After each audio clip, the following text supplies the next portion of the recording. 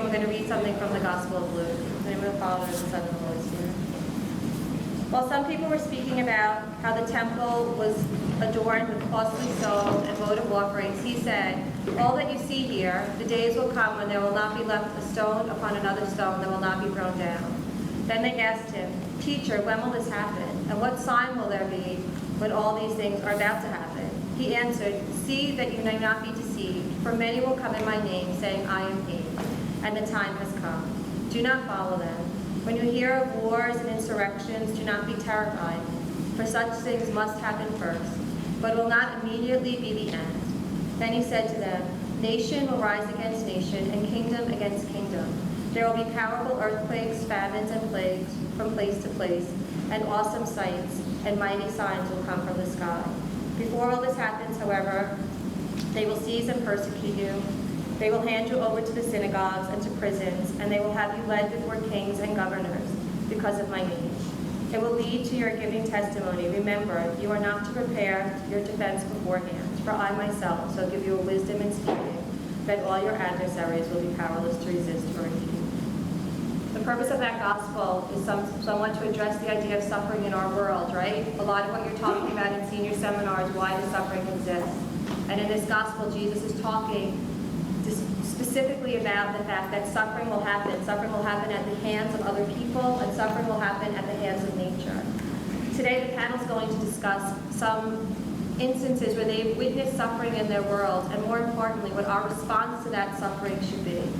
Yesterday, in the observance of Martin Luther King, in his I Have a Dream speech, which we all watched last year, he says, "Have faith that unearned suffering is redemptive." That is the message of Christianity, right? That Christ on the cross redeemed us through his suffering. And how can we be redemptive forces for others? So we're going to begin with Stephanie and Catherine, who are talking about their work internationally and what they've seen in the world outside of the United States. And then we'll move through the panel. Okay? Thank you, girls. Can I add, the class ends today at 8:55, so I don't know if you guys have watches or anything up there. Does anybody have a timekeeper, timepiece? I have a watch. Okay. Keep us posted. Alright, so in light of the fact that when we were originally supposed to have this panel celebrating the life of Nelson Mandela, I thought it would be best to use a quote from him in order to describe the role of education in minimizing suffering.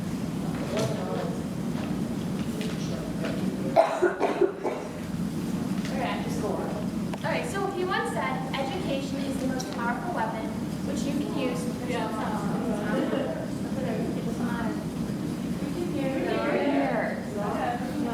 We hear without it. Okay, so the quote is, "Education is the most powerful weapon which you can use to change the world." Although an unbiased, and I say unbiased education because most of the world's education is biased, is necessary to progress the world, it is also very difficult to fund and to foster because of overreaching governments, emerging third world communities, and displaced peoples. Our school in Uganda is an example of using education in order to combat suffering. Since 1970 in Uganda, over 500,000 people have been killed in state-sponsored violence, which has left the country in chaos and despair. Moreover, the economy in Uganda has been struggling, particularly since 2008, when food prices rose dramatically. The Ugandan economy heavily relies on coffee exports, most of which is susceptible to drastic change. The president of Uganda stated, "Underdevelopment to poor education, which has over the years robbed the country of quality and skilled human resources, particularly women, are the last in their family to be educated because either they don't have the money to do so or they are needing to stay at home." Our school has used this weapon of education in order to combat suffering in Uganda. Our school has served over 500 girls so that they can get a better education. We've contributed to continuing this education at the secondary school level by raising money. This year, the lower school has raised $5,470 in jumper for Uganda. And moreover, the middle school has held ice cream socials that raised over $1,100, which was nearly enough to cover the cost of 2 students' tuition. And the high school for the past years has donated a large portion of each of their fundraisers to the school in Uganda. In our world, we as a school community saw suffering and recognized that the suffering could be minimized by having an education, and thus took an active role in the world to change that. In another part of the world, there's a project called the MANA Project International. she is primarily helping children by teaching them and helping them to improve their communities. Each of the 13 graduates in the program is supposed to raise a certain percentage of the funding necessary to live in Ecuador. But 89% of the money that is raised to continue the service work is from individuals, foundations, and corporations, because these groups of people recognize the value of education in minimizing suffering.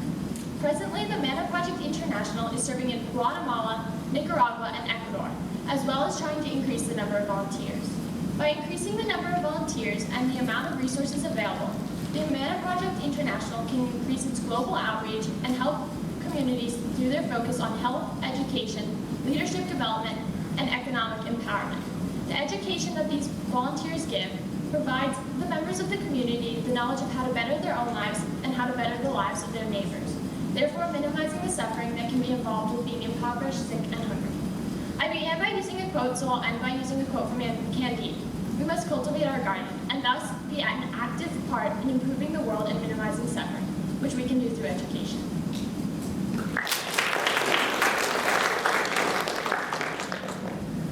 Okay, so 2 summers ago, I went to Africa, and what I got to do there was I got to go on a safari, and I got to see the animals, and just, it was an amazing experience. And then that lasted for about a week, and then the next week I got to help build a school, and I got to work with the children in the small village.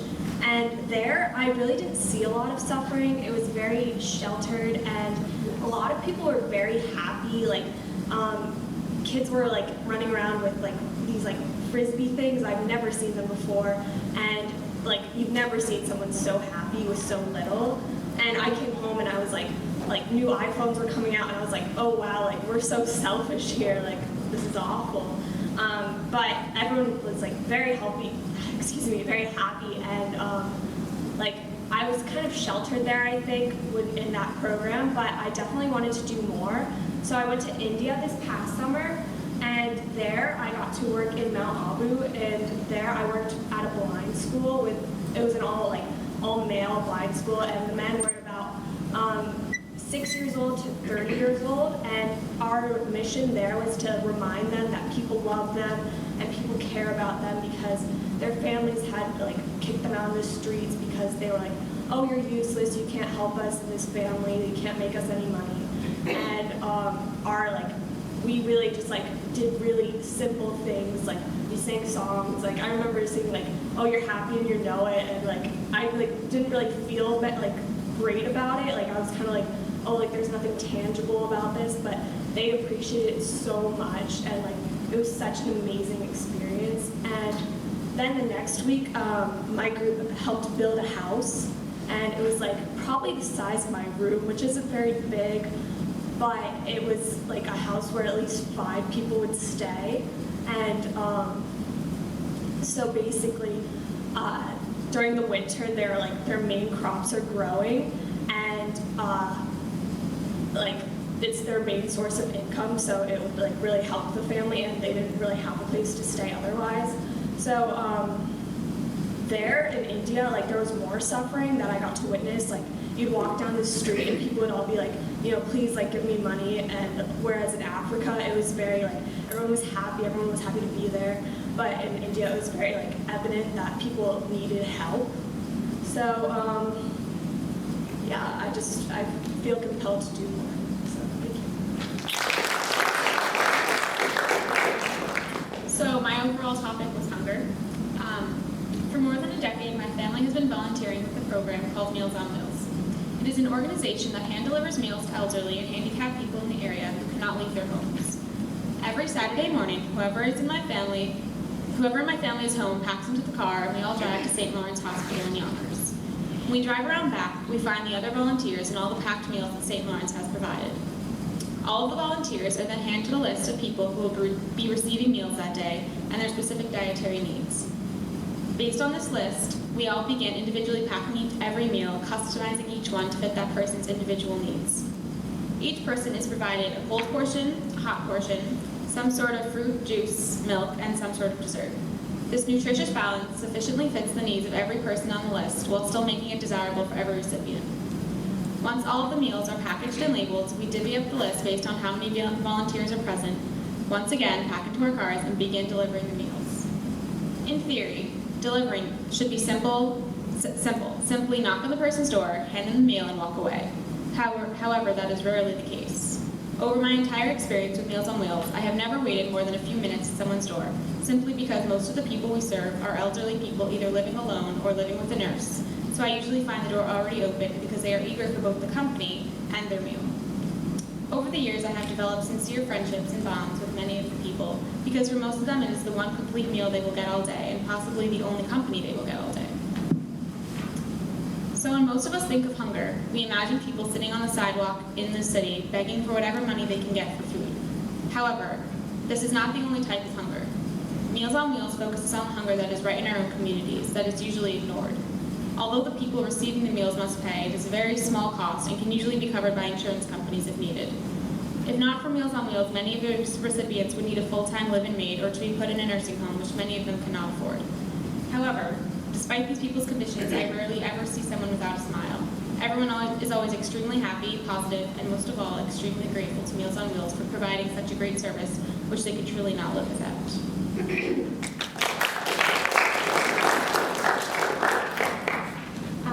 So Cape Cod might generally be considered an affluent area, and people might even be unaware that there is a homeless population. And yes, when compared to a large metropolitan section of our country, such as New York City, the statistics of homelessness are obviously drastically lower. However, through my work at Noah's Homeless Shelter in Hyannis, I have learned that homelessness is a problem on Cape Cod, and it is a problem that needs to be addressed. Since it is not a city commonly on the national radar, it is up to the individuals who live there to offer assistance. Noah's Homeless Shelter is a specific type of housing support system called transitional housing. Transitional housing is a type of program commonly implemented in areas ridden by homelessness, yet it is slightly different from a traditional idea of a homeless shelter. A program such as this offers temporary housing for individuals who are simply struggling to find a stable home, meaning they may have a job but lack sufficient funds to pay for rent. The Housing Center provides classes and mentors to help the homeless individuals enter back into a life of independence. The center also provides therapy, health services, or rehabilitation support to assist with drug or alcohol addictions. These people who are utilizing the services at Noah's are in a situation different from other populations of homeless because they have access to crucial means of assistance and are well prepared to build a substantial life once again. At Noah's over the summer, I helped in the kitchen to prepare lunches and also volunteered to support the staff in any other way possible. Each Sunday, I dedicated my mornings to the shelter by helping to prepare breakfast, and most of all, I met the wonderful, beautiful, and vibrant people who stay there. After weeks of regular volunteering, I became familiar with the faces, the smiles, and the stories that go along with them. There were so many stories. These people have the most inspiring tales to tell, and they are not afraid to take my hand, sit me down, and reveal their past.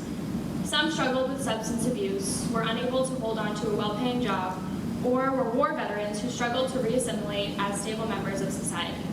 Many simply found themselves in a difficult situation where they needed help. They were separated from family members, lost contact with friends, were hungry, lonely, and scared. But they had dreams with clarity and creativity. They hoped to become doctors, fishermen, singers, writers. They strived to live on their own again. They strived to make amends with lost family members. They strived to exist in a place of stability. After connecting with these individuals and after hearing their inspiring tales, I understand their type of suffering to be very unique. They might not be dying of a disease, struggling through cold months on the street, or living in extremely low levels of poverty. These people are suffering in a different way. They're just lonely, unsure, unstable, and unaware of how to achieve their very high goals. They struggle to find the endurance to wake up every morning and still believe that change and betterment is to come. They suffer because they are alone and uncertain.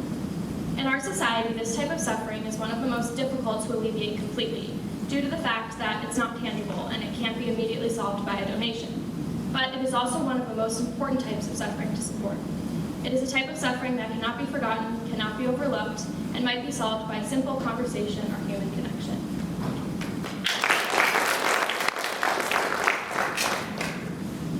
It is quite hard to express your sincerity as you stand behind the counter at the soup kitchen or on the corner of a cold city street performing your service work when you live a life as privileged as I do.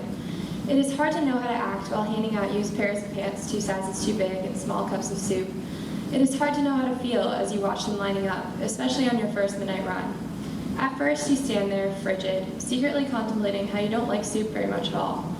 Then they come. They come close to you and you smile politely and ask them what they need, an interesting question to say the least, or offer them some food. Most express their utmost gratitude with soft smiles, while some mumble thank yous and others say nothing, just take. It is hard to look at them, knowing that by tomorrow morning you will find yourself wrapped up in a cozy bed, that your calloused hands and the waning stock of socks can't possibly do what your head and your heart want to do in this moment, and that the desire to do so will likely sink to the cobwebbed back ends of your mind when you return to school on Monday. It is difficult to affirm that you are making a difference because the truth is, you don't know how this person in front of you feels, with their numb fingers and cracked skin, tattered jacket and pleading eyes. What do you say to them? I guess you don't say too much. You help them try to find items they need the most. Underwear are usually the first to go. You pour them a cup of soup and hand them a piece of bread, and if they ask for another, you are supposed to kindly deny them, because you have to feed as many people as possible. You begin to feel guilty for all the times you help yourself to seconds at home. But that is not what this is about. Midnight runs and other forms of service are not about feeling guilty for what you have, but rather making you realize exactly how much you do have, how much you can give, and how much is so deeply needed beyond just the physical scale. This is about everything but you. These people are people. They are living, breathing human beings, many of whom grew up under similar conditions as you and I did, in a familial setting and with some level of commodity. Many became estranged from their loved ones, succumbed to some form of substance abuse, grappled with mental illness. They lost their jobs, they lost their wives, husbands, siblings, kids. They couldn't support themselves. They needed help. They still need help. Most of these people who find themselves on the streets want to get off of them. As Jean said, they have aspirations. They dream of becoming something, of re-immersing themselves in the larger world beyond the church steps, awnings, and park benches to which they've been confined. But they are scared, alone, and discouraged, as well as hungry, sick, and freezing. That is why organizations like Midnight Run are so imperative, because they address the basic, fundamental needs that must be met on the surface, so that deeper, less immediate needs might also be targeted. The direct purpose of Midnight Run is not really to transform a person from homeless to non-homeless, but to make the homelessness bearable enough so that its sufferers can have some window of opportunity to rebuild their lives. Food and clothing donations can only do so much, however. It is most effective when this type of help is coupled with more intensive help, like transitional homes or clinics, that would give these people, their physical needs met as best as possible, the confidence and emotional assurance they need to achieve their goals. Having been on 3 midnight runs and 2 breakfast runs, as well as working for a few weeks at the New Covenant House of Hospitality in Stamford, I have come into contact with a large number of the destitute and less fortunate members of both my own community and a larger community like New York City. I have seen the different ways in which people seem to view and handle their situations. I remember vividly one man in particular I met at the soup kitchen. Flashing a gap-toothed grin as he waited for us to call seconds, he began to open up to me. He told me about how his brother was a Marine who died in some war, how he'd fallen out of touch with his sister, how he'd just heard from his son who he hadn't spoken to in years, not since before he lost his car and his job and his money. At some point, he'd lost everything. But hey, I got happiness, he said, looking me in the eye. I got happiness. No matter how touched I've been and how much I wish I could make all of their lives better, I have never been able to truly understand what these people go through, which leads me to believe that suffering is relative to circumstance. What's important, I guess, is to remember, each time I complain about skipping breakfast or leaving my sweatshirt in the car, that my circumstances are lucky, and I need to maintain the desire to extend my fortunate self to others. While I may not be able to feel the pain and agony of this suffering, nor claim to understand it, I can reach out and give of myself, more and more each time, despite all the times I forget or fail to do so. For we are called, ultimately, to give, to offer ourselves to others in any ways we can, simply because satisfaction doesn't come only from getting, because giving and sharing and connecting is what fulfills. We have to think less in terms of me's and them's, and more in we's and us's. We are a breed that feeds on love, a communion of humans rooted in togetherness, and even the slightest gesture, a smile, a kind word, an extra piece of bread or pair of socks, can mean so much to someone who feels neglected, perhaps enough to provide the boost of self-esteem necessary for that person to combat their suffering with the hope for a better life. This is what is needed most, hope. People need food, clothes, shelter, treatment, but mostly they need hope.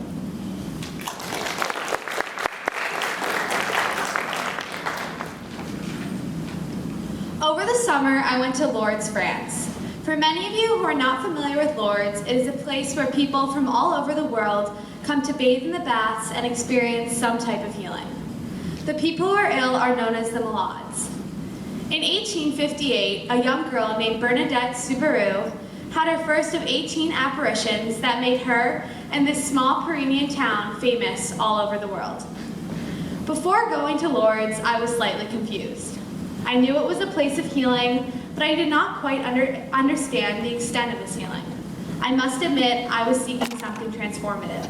Yes, I had heard of this supposedly magical place, and I knew I was here to offer my assistance to those with hopes of being healed. But I did not recognize the extent to which my simple hospitality and smile could go here. Here, I was really needed. I was needed to offer my energy, my skills, and my presence to the Malades. I actually had something to offer. I was a part of giving, but also receiving. I was a gift, but also gifted in ways I could never imagine. The first day I was at Lourdes, I was working at the Bats. It was here that I met a woman named Molly. She was around 7 years old from Brighton, England.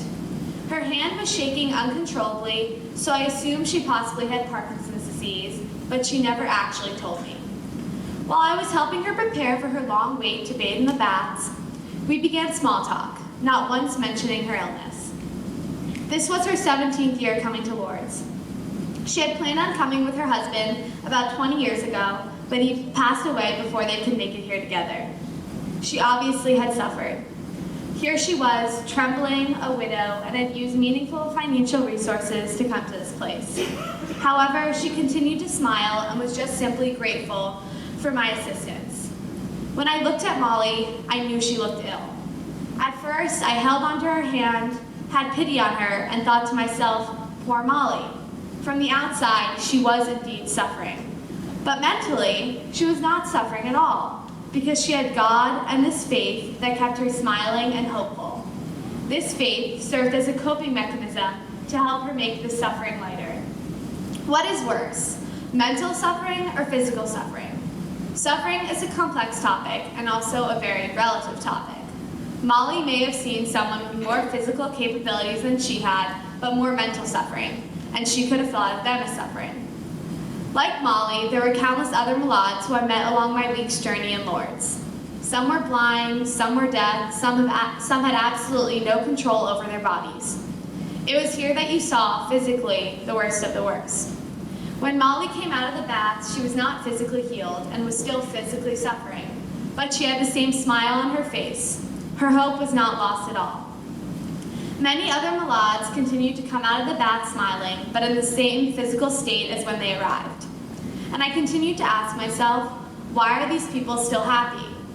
Ironically, these people in Lourdes were and still are literally the happiest people I have ever met in my life. The foundation of Lourdes is faith. With faith, we can all be relieved from some of the suffering we are experiencing. Faith can give us hope. Together, whether joined in faith to celebrate Mass, or participating in the torchlight ceremony in Lourdes, the Malades never lost their faith. I was amazed that a simple smile or hello could cause a person to feel better about themselves, and I also learned the value of all the simple things we take for granted. My time in Lourdes helped me put my so-called worries and problems into real perspective. When we have faith and a relationship with others in God, we are not on our journey alone. I believe that the miracle that I, along with the other Malades, experienced was the invaluable relationships we were able to discover during our time at Lourdes. The soothing power of our relationship far surpassed any physical healing we could have ever imagined. I was able to offer my assistance to those around me who were suffering far greater than me, and I came to understand during my time at Lourdes that although there were many language, age, and physical barriers between me and the Malades, a smile, gentle hand, or simple prayer would give them the joy, faith, and hope they were looking for to relieve them from their suffering. When I was 12 years old, I became involved with the Inner City Scholarship Fund, ICSF, a program that supports 79 elementary and secondary inner city schools in the Archdiocese of New York. My goal was to do my part to ensure that everyone had the opportunity to receive an education. When I discovered that 70% of the ICSF students live below the poverty level, I was immediately convinced that this was a worthy cause. Additionally, 50% of students are from single-parent homes. Despite the disadvantages that students at ICSF face, 95% of graduates pursue college or university studies, compared to 67% of those in the New York City public schools. I was confident that I was raising money for the students who needed the money the most. Although these students were living below the poverty level in single-parent homes, they still saw the true value of a quality education. Over the last 5 years, I have hosted an annual basketball tournament in my town to raise money to fund an inner-city student's education. Through the support of the generous donors, I sponsored 5 students' education through secondary school. Last year, the staff at ICSF invited me to visit one of my students at our school. Initially, I jumped on the opportunity. However, I began to worry about how she would feel touring her sponsor around her school. Would she be embarrassed introducing me to her friends and teachers? Would her friends make fun of her for needing financial help? Despite my concerns, I decided to spend the afternoon at St. Athanasius. The principal brought me into a small foyer, and suddenly there was an adorable 9-year-old with big brown eyes and a terrific smile skipping towards me. This girl was Genesis. She proudly led me on a tour of her school, making sure not to forget to point out the cafeteria, the gym, the music room, and most of all, her classroom. I entered the room as I saw one of her classmates' mouth. "Is that your sponsor?" She nodded her head with a resounding yes and enthusiastically introduced me to her classmates and teacher. Removing any thought from my mind that needing financial aid was a stigma, Genesis brought me around like a trophy. I was witnessing something I did not expect. Genesis was neither embarrassed nor ashamed of her family's financial standing, but instead was sincerely thankful. It was as if the suffering she experienced at home or in the past was no longer important. The fact was that she was now guaranteed an education, despite her time without one, and that was all that mattered. There's a well-known quote that reads, "Give a man a fish and you feed him for a day. Teach a man to fish and you feed him for a lifetime." When a child is given the gift of an education, a world with unlimited possibilities is open to him. A strong education is the cornerstone of our dreams. These children will be the ones who can continue our mission to improve the world. And in their turn, these children will have the opportunity to teach more people how to fish.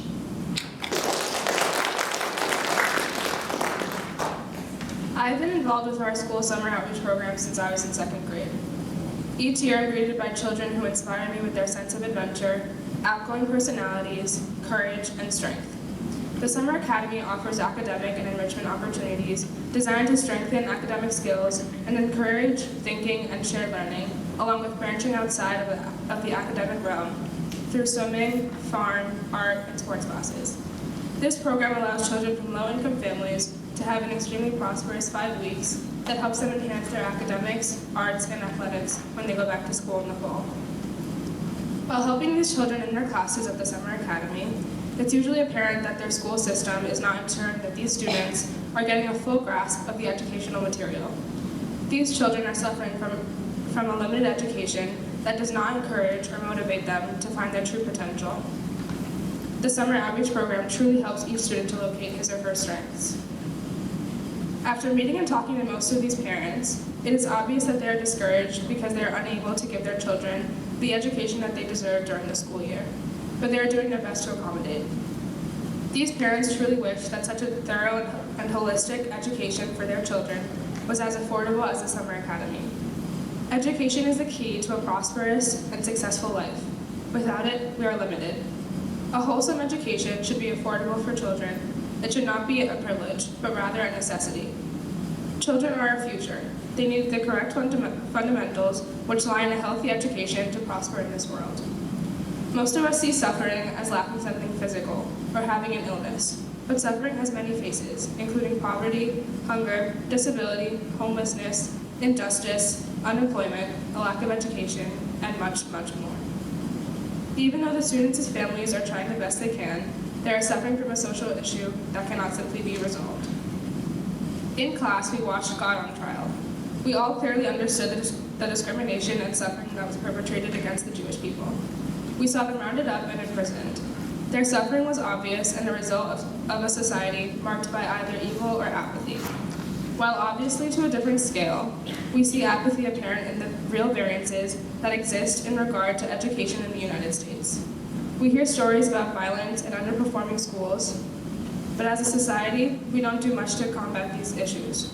We allow the suffering that exists because of inferior education, like violence in schools, and as a result of inferior education, like poverty, to exist without really addressing them or forming policies that truly combat them.